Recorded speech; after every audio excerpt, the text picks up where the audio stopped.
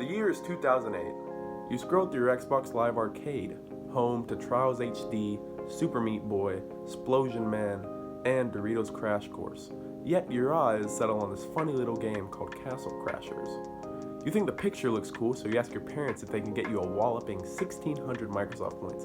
Oh my god, why do I feel so old saying that? Jesus. You boot it up for the first time and are instantly enthralled. Castle Crashers is an absolute masterpiece. Yeah, I know the game came out in 2008, but I want to talk about it, so shut your pie hole, Kevin!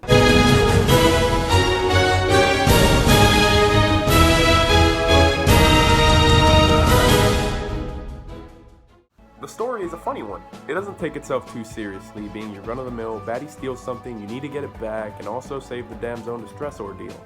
So off you go to adventure and more. It has this great humor and a sort of unplaceable charm to it, like the poopy animals and Come on, the animals are pooping themselves. What more could you want from a narrative? The actual gameplay is quite simplistic and super easy for anyone to jump into. You can go into the game and mash buttons like a trained toucan and do well in a fight. But you can also use the combo system and tactics that you eventually learn and master as you play the game. Or you can just slam your face on the attack buttons and hope for the best.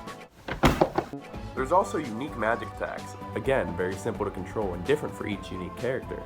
It makes playing a new character refreshing and exciting to see what abilities they hold. You level up as you progress, adding points to different skills, finding new weapons, and finding little animal orbs to accompany you and help you out. And they're also cute. This one's my— oh, sweet Jesus! What on God's earth?! You fight hordes of different enemy types and have extremely fun and different boss battles that require different tactics for each one.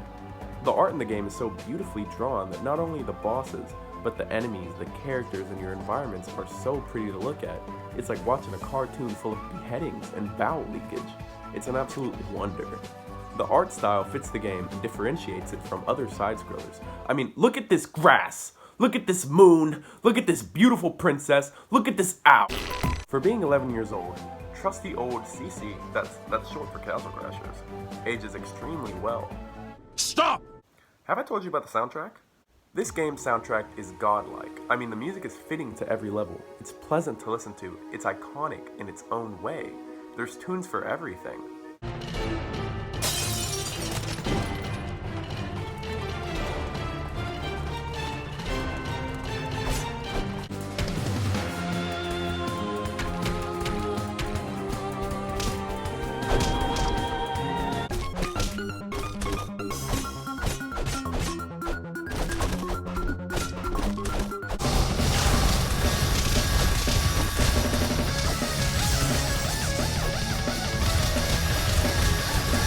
It literally feels like they were handcrafted for each level.